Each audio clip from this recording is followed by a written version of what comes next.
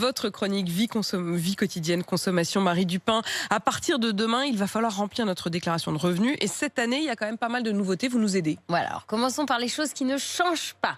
Et d'abord, le fait que cette année encore, la déclaration sera automatique comme l'an dernier. Ça veut dire que si vos revenus et vos charges n'ont pas du tout évolué, vous n'avez rien à faire et le formulaire pré-rempli par l'administration fiscale sera validé. Idem, par exemple, si vous avez eu un enfant mais que vous l'avez déjà déclaré à l'administration, c'est pas la peine de l'indiquer de nouveau. Je vous conseille quand même de vérifier que toutes les informations sont bien correctes sur votre déclaration. Ça permettra de ne pas avoir de mauvaises surprises. Au rayon des nouveautés maintenant, il y a la question des aides spéciales Covid. Par exemple, les aides pour les travailleurs indépendants, les aides du Fonds de solidarité. Est-ce qu'il faut les déclarer ou pas, ces aides?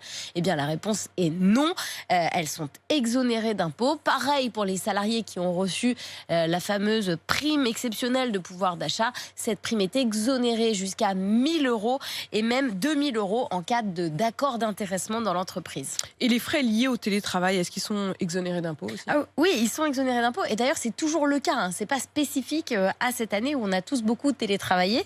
Que l'employeur vous ait versé une indemnité forfaitaire ou qu'il vous ait remboursé directement vos frais, dans les deux cas, vous n'avez rien à payer sur ces sommes. Si vous présentez des justificatifs, il n'y a pas de plafond pour ces remboursements. Par contre, si c'est une allocation forfaitaire, si vous choisissez l'allocation forfaitaire, eh bien, elle est limitée à 2,50 € par jour de télétravail, soit 50 € par mois. Ce que d'ailleurs les syndicats jugent peu suffisant et pas suffisant. Autre nouveauté, les dons aux associations qui sont davantage exonérés. Oui, jusqu'à présent, on pouvait bénéficier d'une réduction d'impôt de 75% jusqu'à 552 € sur les montants versés aux associations. Maintenant, c'est jusqu'à 1 000 €. Donc, et puis, c'est valable jusqu'à la fin de l'année. Donc, il ne faut pas hésiter à faire des dons aux associations. Enfin, en ce qui concerne le calendrier, pour ceux qui sont pressés, qui ont hâte de faire leur déclaration, comme vous, Apolline. Oui, moi, je suis toujours dans les starting blocks. Voilà, Marie me connaît, elle me rappelle de temps en temps ce qu'il faut que je fasse. Passion papier administratif.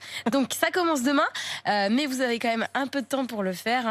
On aura jusqu'au 20 mai pour la déclaration papier et jusqu'à fin mai, début juin, en fonction des départements pour la faire sur Internet. Mais c'est pas la peine d'attendre le tout dernier moment. Je sais que Louis partage ma passion papier. Marie, je compte sur vous. À titre personnel, mais aussi pour tous ceux qui nous écoutent, pour nous le rappeler. C'est bien de nous dire que ça commence, mais il faudra nous dire attention, c'est bientôt terminé.